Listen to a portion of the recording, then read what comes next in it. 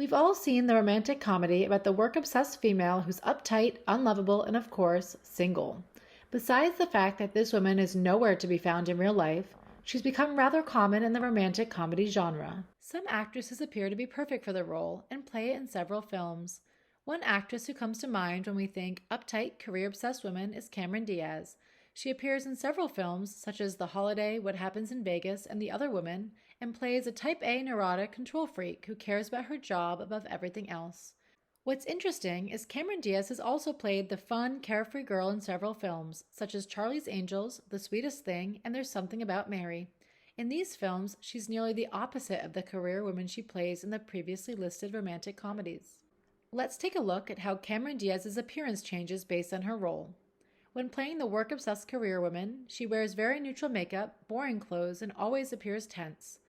Conversely, in films where she plays the ditzy or promiscuous party girl, she looks fun and has softer makeup on.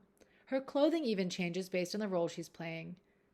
When Diaz plays a workaholic, it's always neutrals or black dresses or skirts that hide her body, whereas when she plays the carefree party girl, she wears red or soft colors and always has some midriff exposed. Despite Cameron Diaz always having relatively short hair, there's a difference in how it's styled based on the character she plays. When she's meant to be the uptight workaholic, it's often up in a ponytail, pinned straight and tucked behind her ear, or in a tight bun. Alternatively, in her other roles, her hair is long, her bangs are never tucked, and even when she has short hair in these films, it's soft and feminine. Now, beyond appearance, Cameron Diaz's interaction with her love interest also changes depending on the role she plays. When she plays the workaholic, she either ends up with the child who she has to change, such as What Happens in Vegas, or the emotional man who actually cries in the film, such as in The Holiday. Her love interest in the film is particularly interesting, as he plays a widower and single dad. I'm a full-time dad. I'm a working parent. I'm a mother and a father. I'm a guy who reads parenting books and cookbooks before I go to sleep. I spend my weekends buying tutus. I'm learning to sew. It appears that because he's playing both a mother and a father, he's permitted to cry in the film, something we don't usually see men do. Another component of the workaholic rom-com is that there is usually something wrong with this woman that she must fix in order to find love. In The Holiday, it's Amanda's inability to cry, symbolizing her inability to be feminine and thus attract a male. I mean, you're the only woman on the face of the earth who breaks up with her boyfriend and doesn't even shed a tear? I mean, that's gotta mean something, right? Why does it bug you so much that I can't cry? After she finds love, she's cured, of course. Bring on the waterworks.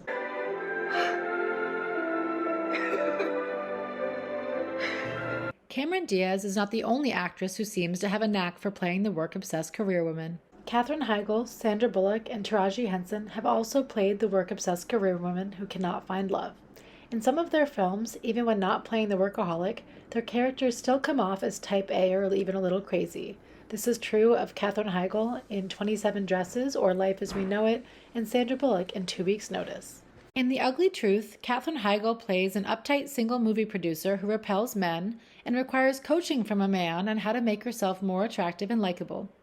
Although in the end she returns to her original appearance, it is still only after her transformation that she's able to find love. Similar to Cameron Diaz's characters, Heigl's hair is either short or up in a bun or a ponytail. It is actually part of her makeover to get hair extensions in the film The Ugly Truth. Her clothes also change as Heigl's character softens. Further, she even seems to change her personality throughout the film, starting off as capable and intelligent, and changing into a goofy, more fun and flirty version. As in other films of this kind, the workaholic career woman is synonymous with a crazy cat lady, or the girl who doesn't know how to date. Printed out my profile. Kudos, by the way, on your comprehensive car insurance plan. It wasn't in my profile. No, but it's in your background check. I actually took the liberty of printing out some talking points. Take it this has happened before? No. But you have 9 out of 10 of the necessary attributes on my checklist. Oh, dear God. This is obviously an exaggeration of what crazy women do on dates. By portraying her as unlovable, they show a flaw in Heigl's character that must be fixed in order for her to find love. Enter Gerard Butler. And while her characters in 27 Dresses and Life as We Know It are not necessarily career-obsessed, she does seem to play the neurotic, single, and uptight woman struggling to find love. Sandra Bullock also plays the frigid and feared workaholic in The Proposal, where she forces her assistant to marry her so she's not deported to Canada. This movie is particularly interesting because the audience witnesses Bullock's character not only emotionally transform, but also physically transform. She starts the film with a tight high ponytail, and as she loosens up, so does her hair. At the beginning of the film, she clearly plays the dominant role in her relationship with the assistant played by Ryan Reynolds, but naturally, once they fall in love, the roles reverse, and Ryan Reynolds' character finally stands up to her in the end. He raises his voice at her and asserts control and dominance. Margaret, stop talking! I used to dream about you getting hit by a cab or poisoned.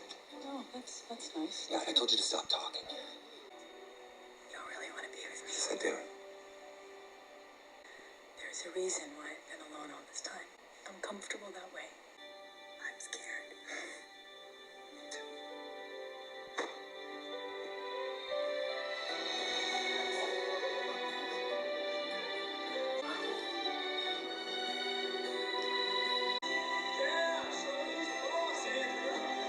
Notice how after Margaret falls in love, she cries at work, and she also wears her hair down. This is in stark contrast with the beginning of the film, when she wears her hair in a high ponytail, and she admits to Andrew that she went and cried in her office after Bob yelled at her in public.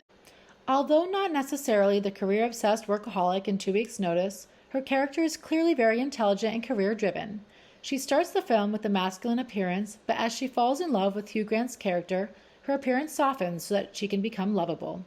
This is also what happens to her in Miss Congeniality. What is it, like a woman thing? Don't kid yourself. Nobody thinks of you that way. A masculine FBI agent receives a makeover and in turn finally lands the affection of the man she likes. Similar to in other films, in 2 Weeks' Notice, the neurotic type A female is tasked with making her irresponsible love interest mature. Again, we can compare Bullock's character in these 3 films with her appearance in other films where she plays the mysterious cruel girl who tempts men with her beauty, such as in Forces of Nature, or the witch who casts a spell to make her true love appear, such as in Practical Magic. Taraji Henson has also taken a turn playing the always single, work-obsessed woman who has to change in order to find love. She plays a sport agent in the film What Men Want, who struggles to relate to the men in her company and is passed over for a promotion she believes she deserves. It is only through falling in love and softening up that she finally earns herself the promotion. In Think Like a Man, she plays the advertising executive who struggles to find love. When she finally does find it, it's with an aspiring chef who has to lie about his career in order to pique her interest. Eventually, she realizes that it is more important to be with a man who cares about her than one who has a high-paying job or a fancy title. While this is true and a good reminder for us all, it's interesting that the successful woman never seems to end up with an equally successful man. As the slacker in these romantic comedies matures and takes his job more seriously, the career-obsessed woman does the opposite. It is through caring less about her job that she's able to find love and happiness. What a message. Thank you so much for watching, and I hope you enjoyed this video. Comment with a rom-com you'd like me to cover next, or subscribe to my channel for more. Thanks!